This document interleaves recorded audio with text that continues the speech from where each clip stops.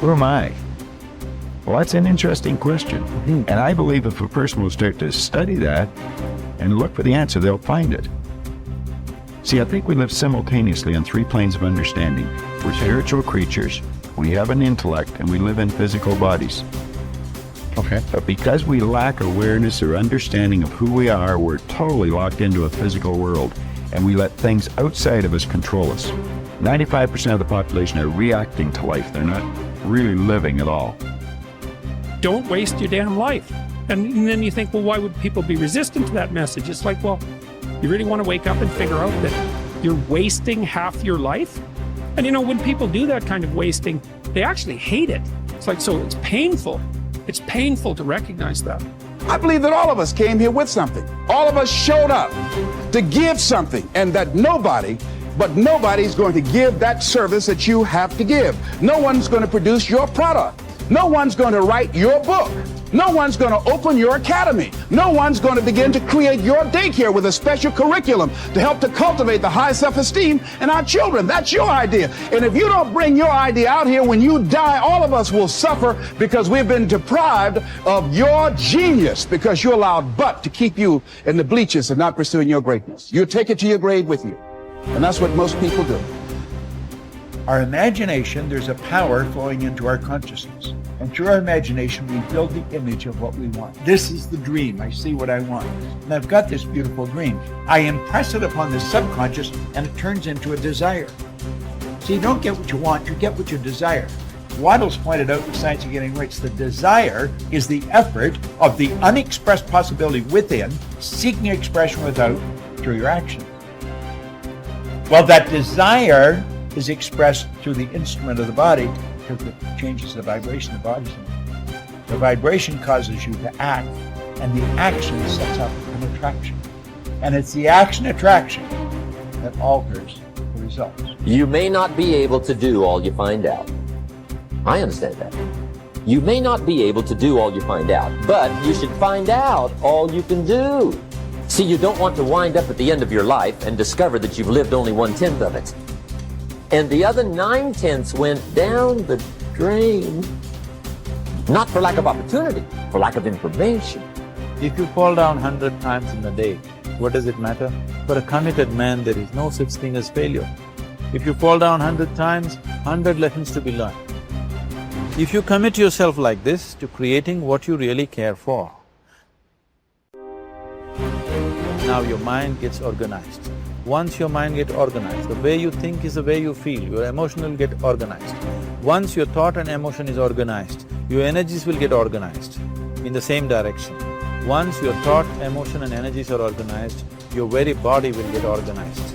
Once all these four are organized in one direction, your ability to create and manifest what you want is phenomenal. You are the creator in many ways. Often I begin a seminar with a little exercise. I ask the audience, how many people here would like to double their incomes? Almost everyone smiles and raises their hands.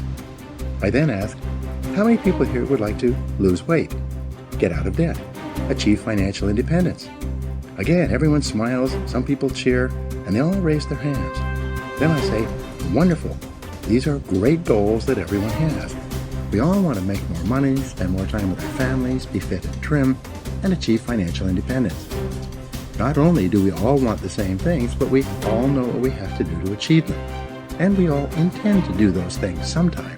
But before we get started, we decide that we need to take a little vacation to a wonderful fantasy place called Someday I'll.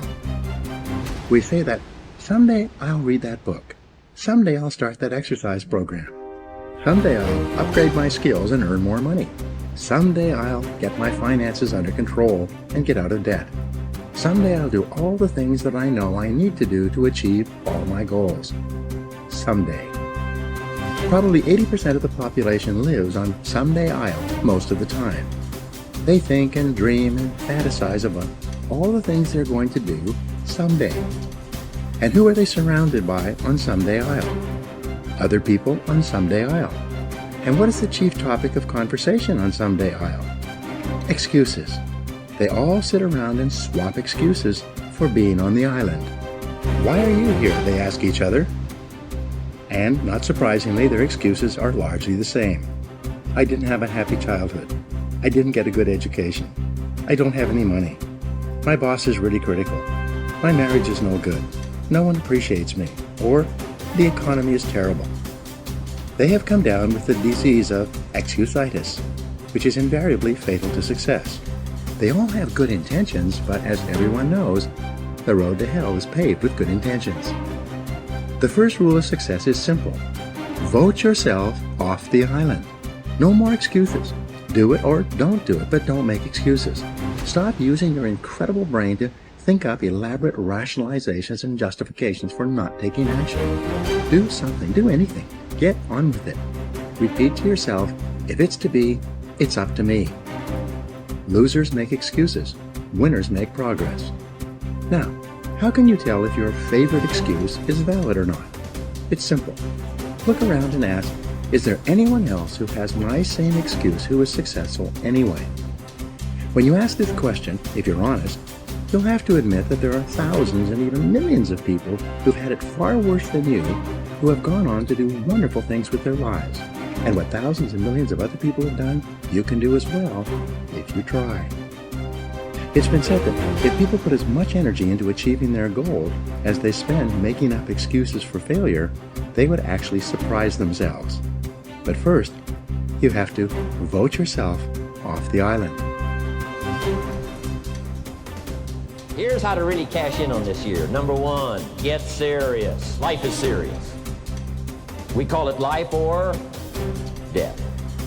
Somebody asked me one time if I had a good description of life. I said, yes, I think I've got a good one. Life is the struggle to keep death at a respectable distance. Right? Death seems to want to move in prematurely. If you want to live a good, long, flourishing life, you got to push back. You can't just give in. You got to push back. And we're dealing with some serious matters here. So we can't just, tell the latest 10 jokes and just go home. We're not here to entertain. We're here to instruct. We're here to grow. We're here to learn. We're here to get the best we possibly can. Serious. Life is serious. The future is serious. One ancient novelist said, these are the best of times and these are the worst of times. And for some of those who came across this platform at the extravaganza, $1 million a year incomes, for them, it's the best of times. But I want you to know that while they're getting the diamonds and the millions, there are a lot of people around the world, for them, it is the worst of times. The best of times and the worst of times. That's called serious matter. How come such a difference from those who can reach such incredible heights and those who haven't yet found the answers for their life and their health and their future? We just have to ponder that and let that give us a note of seriousness, a note of seriousness. It's serious whether you win or lose.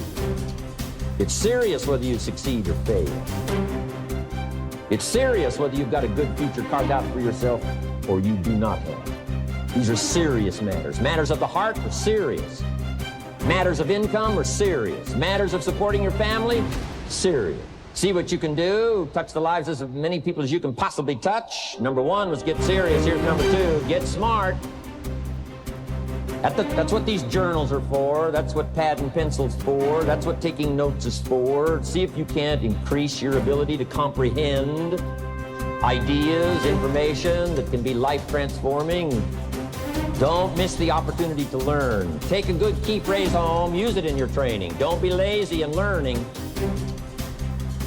Don't be casual in learning. Develop a whole new intensity for the 90s that you're not going to miss the information. You're not going to miss the stories. You're not going to miss the details. Get smart. Here's a couple of parts to it. Number one, your own personal experience.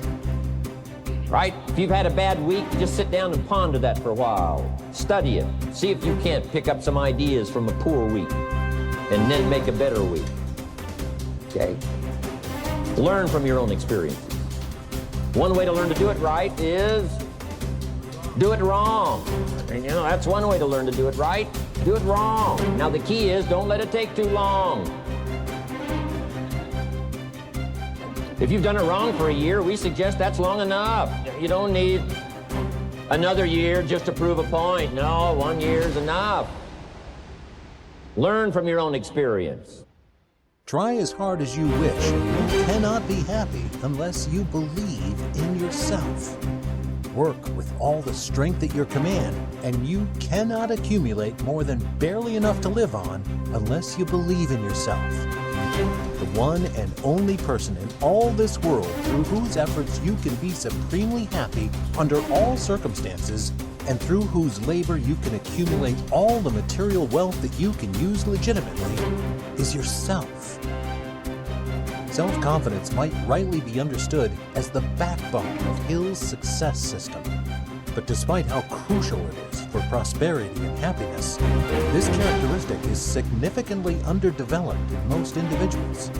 The majority of human beings in today's world move through life aimlessly and dejectedly, casting their eyes on the ground rather than up and ahead to the financial, spiritual, and emotional riches they could claim. They allow external opinions to dictate how they see themselves and how they see the world. Their passivity permits negative thoughts to infiltrate their subconscious mind, which then undermines them by working to translate those dominating ideas into reality. As a result, people without self-confidence drift through life, endlessly dissatisfied with their circumstances and using this unrest as an alibi for their poor self-regard. The time for self-doubt and self-criticism is over. Your faith in yourself and your ability to attain your chief desire make the difference between your success and failure. Hanging in the balance are your emotional and financial security. Today, this very minute, you begin a journey of discovering, acknowledging, and sharing your strengths so that you can retain the energy and motivation you need to achieve your goals. With a strong sense of self-worth, no amount of poverty can keep you from success. Confidence is a state of mind necessary to succeed, and the starting point of developing self-confidence is definiteness of purpose. When you recognize that you are not powerless to change your circumstances, that regardless of your material resources, you have a priceless asset in your thoughts that can be directed toward achieving exactly what you want in life, your motivation and your ability to accomplish more in life will greatly improve. You will realize that you, not anyone or anything else, are the master of your fate and the captain of your soul. Something unpleasant happens to you during the day. Go to the mirror and say, "I love you anyway." Because events come and go, but the love that you have for yourself can be constant. And it is the most important quality you possess in your life. If something wonderful happens, go to the mirror and say thank you. Acknowledge yourself for creating this wonderful experience. You can forgive in the mirror too. Forgive yourself and forgive others. You can talk to other people in the mirror, especially when you're afraid to talk to them in person. You can clean up old issues with people, parents, bosses, doctors, children, lovers. You can say all sorts of things that you would be afraid to say otherwise.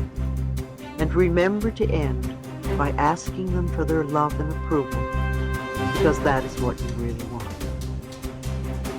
People who have problems loving themselves are almost always people who are not willing to forgive, because not forgiving shuts the door to the heart.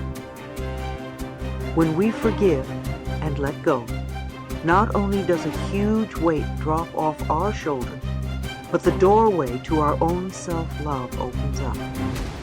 People will say, "Oh, such a load is dropped off." Well, of course it has, because we've been carrying this burden forever. Dr. John Harrison states that forgiveness of both the self and the parents, coupled with the release of past hurts, cures more illness than any antibiotic ever could. It takes a lot to make children stop loving their parents, but when they do, it takes even more for them to forgive them. When we won't forgive, when we won't let go, we're binding ourselves to the past. And when we are stuck in the past, we cannot live in present time. And if we are not living in the present, how can we create our glorious future? Old garbage from the past just creates more garbage for the future.